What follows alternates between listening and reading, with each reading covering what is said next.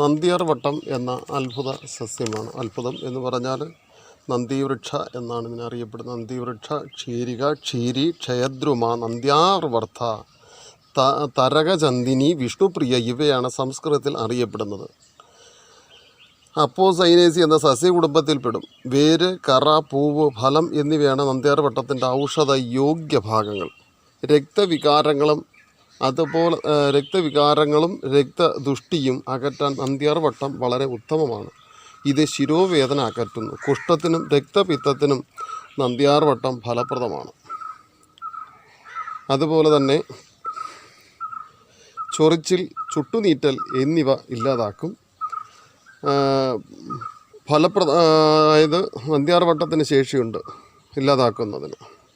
കൂടാതെ നേത്രരോഗങ്ങൾ ശമിക്കുന്നതിന് നന്ദ്യാർവട്ടത്തിന് പ്രത്യേകമായ കഴിവുണ്ട്. പ്രസവശേഷമുള്ള സുഖചികിത്സയ്ക്ക് ഉപയോഗിക്കുന്നു.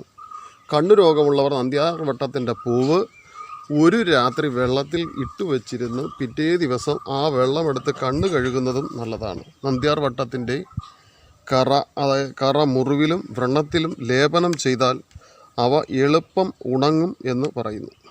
പ്രസവശേഷമുള്ള പനിയും ശരീരവേദനയും മാറിക്കിട്ടാൻ ഇതിൻ്റെ വേരിട്ട് വെന്ത വെള്ളത്തിൽ കുളിക്കുന്നത് നല്ലതാണ്.